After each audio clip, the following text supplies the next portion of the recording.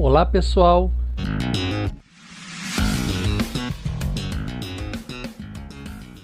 Aí nós vimos a Revolução Industrial, a questão do surgimento das máquinas, a primeira máquina, a máquina a vapor, a industrialização ocorrendo na Europa, Inglaterra especificamente.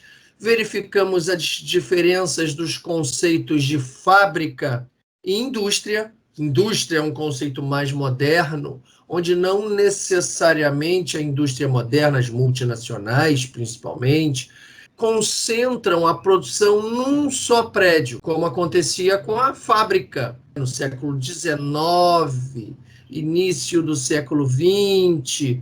A gente tinha basicamente a fábrica. E hoje em dia nós temos a indústria, que fez uma mudança muito grande, correto?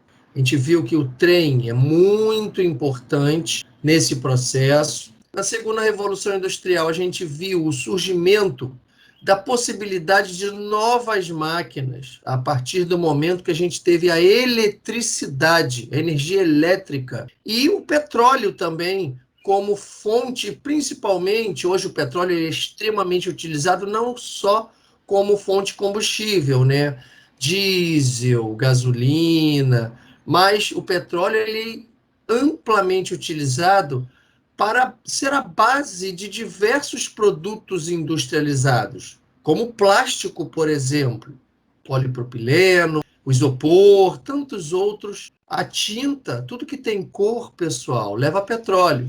Então essa foi a segunda revolução industrial. E claro, aqui o símbolo do automóvel. O primeiro automóvel, ele mais parecia uma carroça sem o cavalo, porque a gente passou a ter a força propulsora mecânica, o motor à explosão.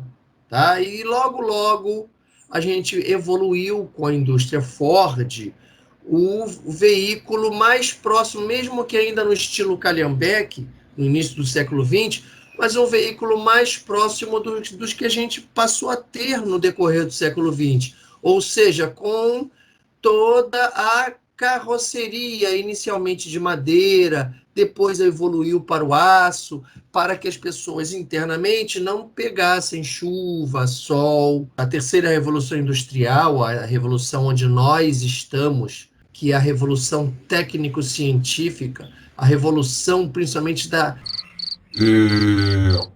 informática, robótica, cibernética, a revolução das telecomunicações, classificação das indústrias. Segundo o IBGE, nós temos as indústrias sendo classificadas como as chamadas indústrias extrativas, extração, matéria-prima, setor primário.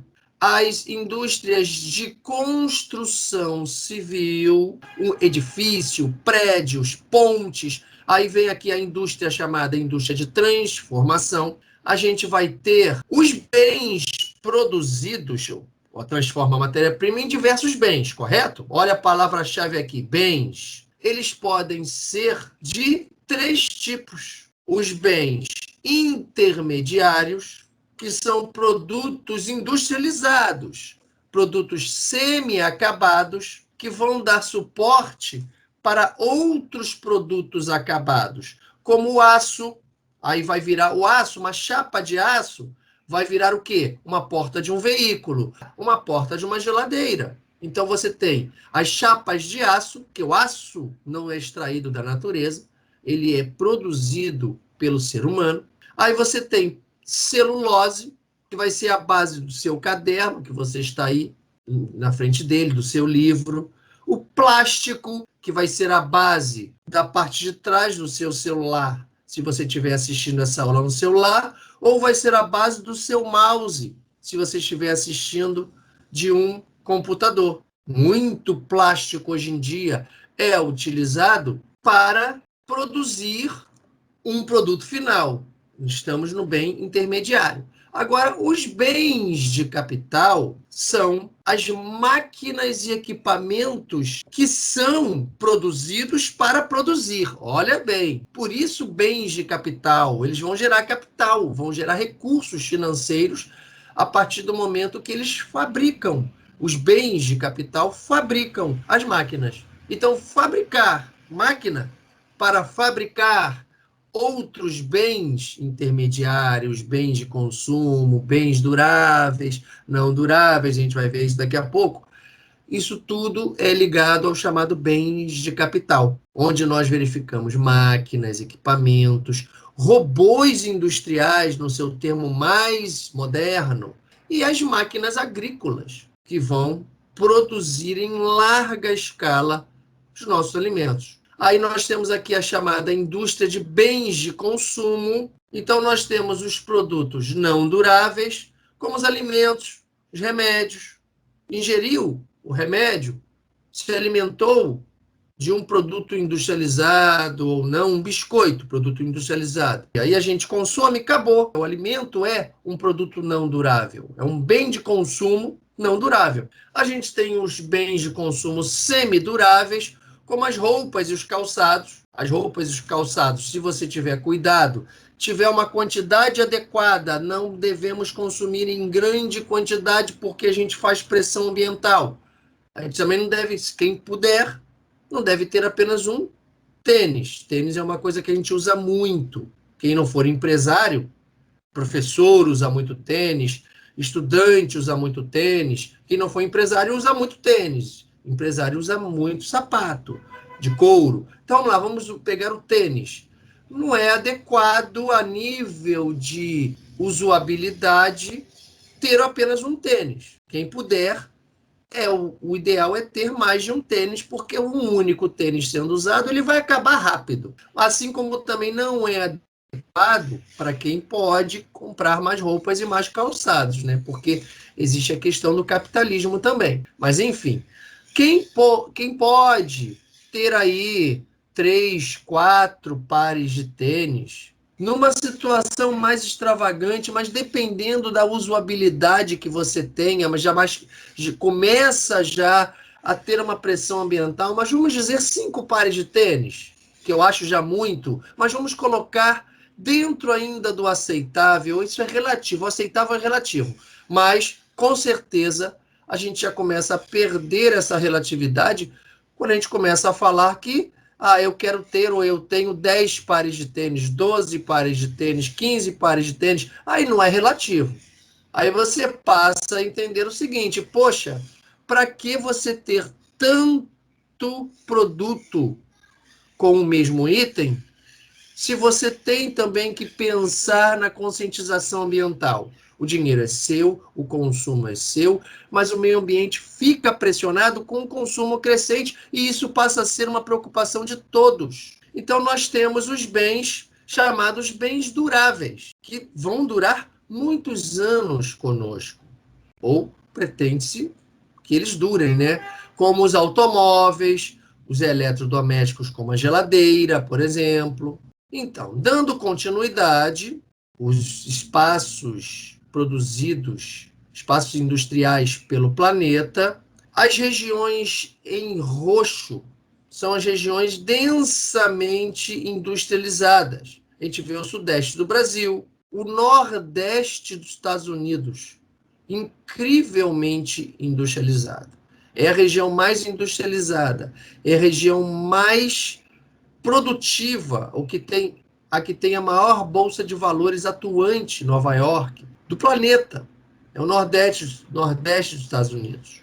E a gente verifica aqui também o leste da China, que também tem uma grande industrialização, o Japão, aqui a Índia, já na parte oeste, a Índia, você tem o sul da Austrália, sul-sudeste da Austrália, você também tem uma grande industrialização, e a distribuição das indústrias, elas dependem de fatores como: será que vai ter lá onde a indústria vai se instalar? Isso as multinacionais usam muito: capital, energia, matéria-prima, transporte, telecomunicações, mão de obra qualificada, mercado consumidor, centros de pesquisa, ou seja, tudo isso é de extrema importância para uma multinacional ou uma grande empresa decidir aonde vai se instalar. Só que nós estamos verificando o que, gente?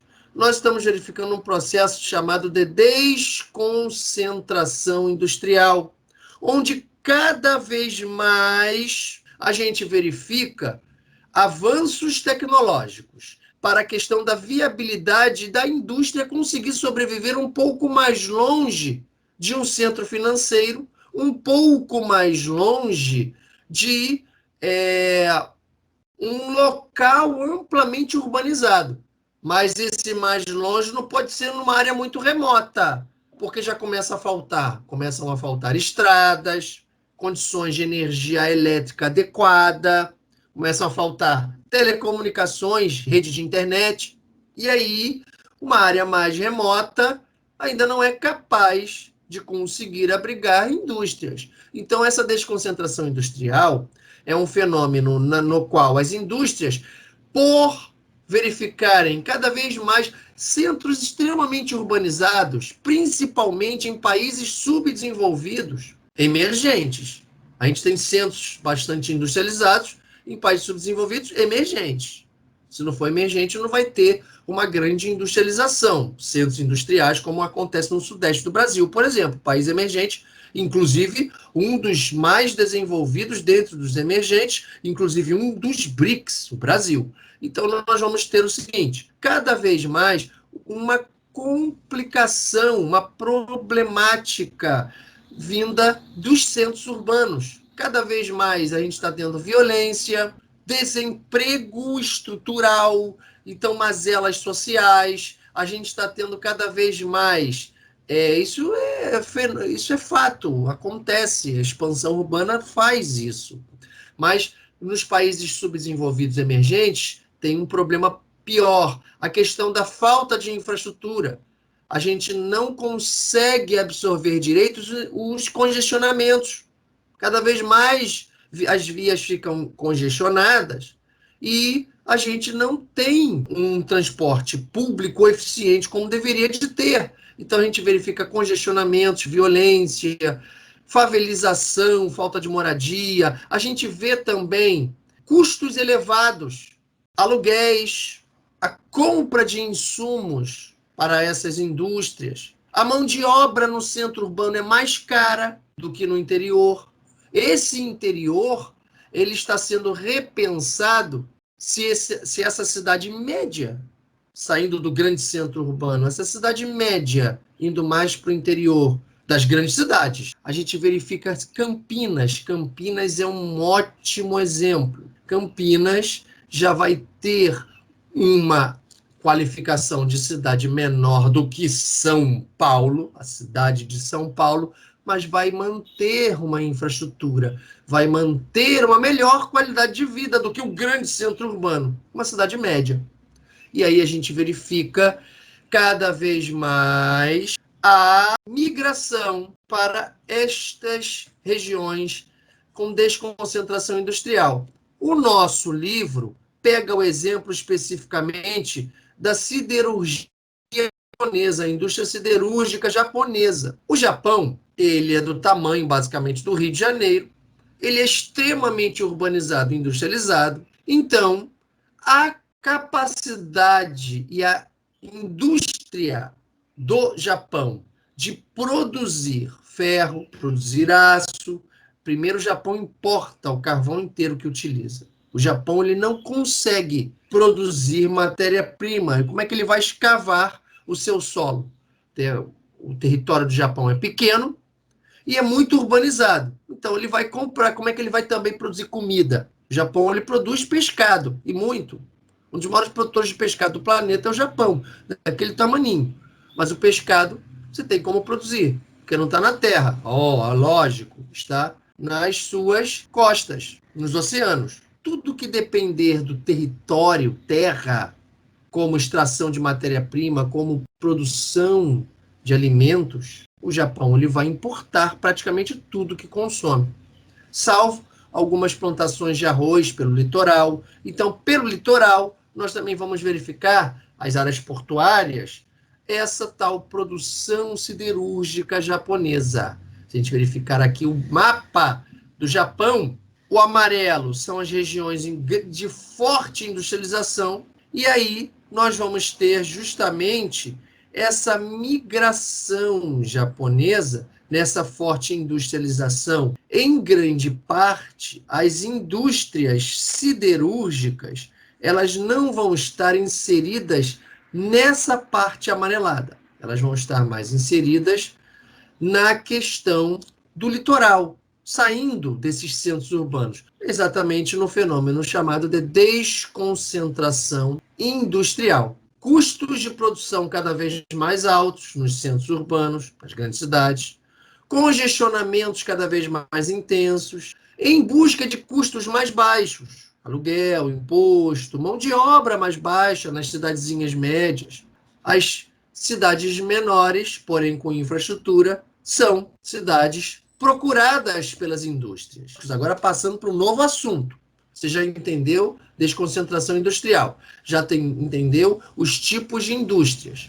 Agora nós vamos falar sobre um novo processo de entendimento, a questão da terceira revolução industrial, que trouxe, de fato, tipos de indústrias com alto grau de especialização da mão de obra, alto grau de desenvolvimento. Então, essas pesquisas científicas, elas estão disponíveis nos chamados parques tecnológicos, que pelo mundo inteiro tem, cada país tem o seu. Com certeza o Brasil vai ter uma quantidade bem menor de parques tecnológicos do que a gente tem visto cada vez mais crescente, parques tecnológicos nos Estados Unidos, na Europa e, claro, na Ásia também. Os parques tecnológicos é um reflexo da atual revolução técnico-científica, a questão da evolução da informática, robótica, telecomunicações, biotecnologia e, claro, os centros de pesquisa universitários,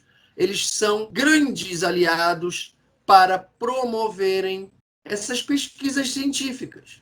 E aí, principalmente na questão da formação da mão de obra altamente qualificada. Os poucos países que conseguem ter grandes parques tecnológicos são os Estados Unidos, Japão, Alemanha, Reino Unido e a França. A gente também verifica parques tecnológicos em países emergentes, como China, Índia e Brasil. Olha os BRICS aí. No mundo, a gente verifica círculos amarelos. Quanto maior o círculo, maior o grau de desenvolvimento e de tamanho, propriamente dito, dos parques tecnológicos. O Brasil a gente vê no Sudeste. Olha quantos parques tecnológicos a gente verifica nos Estados Unidos. Olha quantos na Europa. E a gente verifica também China e Índia e Japão. O tecnopolo mais desenvolvido do planeta está lá nos Estados Unidos, na parte oeste dos Estados Unidos, o chamado Silicon Valley, onde a gente verifica indústrias gigantescas de alta tecnologia, como a Google, a Microsoft e a Apple. Preciso dizer mais alguma coisa? Incrível, né? Esses parques tecnológicos encontram-se na Califórnia, Estados Unidos, parte oeste. É o parque tecnológico mais importante do planeta. O Brasil verifica-se na região sudeste a maior quantidade de parques de empresas inovadoras, né? Universidades, institutos federais de educação, a Unicamp, por exemplo, em Campinas, sudeste do Brasil, São Paulo especificamente. Tem também verificado uma descentralização industrial, assim como ocorre com as indústrias, que eu já expliquei o que é desconcentração industrial, há 10 minutos atrás, mas nós também estamos verificando uma desconcentração industrial em parques tecnológicos. No Brasil, por exemplo, onde a gente vem verificando um crescente parque industrial chamado Porto Industrial, lá no Nordeste, Recife, Pernambuco, saindo do foco do Sudeste. Isso é o chamado desconcentração. E na questão dos investimentos em pesquisa e desenvolvimento são fundamentais para a grande necessidade de um país estar crescente, atuando. A gente precisa fomentar a tecnologia através das pesquisas científicas. Então, para a gente aumentar a tecnologia, a gente tem que fomentar as pesquisas científicas. São extremamente importantes para qualquer país. Então, a educação é a base disso. Nós não estamos aqui brincando. A educação é fundamental, desde a educação básica aqui no nosso 9º ano, até lá no pós-superior, nos centros universitários. Tudo isso é extremamente importante. Precisamos cada vez mais de pesquisa, precisamos valorizar a educação, pessoal, para que aumente a produtividade, a economia do nosso país no mercado internacional. Tudo começa com a educação. Não tem como fugir disso. Se a gente verificar o tamanho dos PIBs, os Estados Unidos é o maior de todos, a China é o segundo, o Brasil não está sendo considerado um PIB baixo. O Brasil tem um dos maiores PIBs do planeta, olha o Brasil aqui. E pesquisas em desenvolvimento, a Coreia do Sul, o Japão e a Alemanha ainda investem em pesquisas e desenvolvimento ainda mais que China e Estados Unidos. Olha só que coisa. E o Brasil logo aqui após a China, mesmo com todos os nossos problemas, a gente tem se mostrado um grande investidor em pesquisas científicas, só que atualmente, são dados de 2015, infelizmente atualmente a gente diminuiu muito investimentos em pesquisas científicas, precisamos aumentar, não podemos recuar nesse fator estratégico fundamental. Fiquem com Deus, tchau, tchau.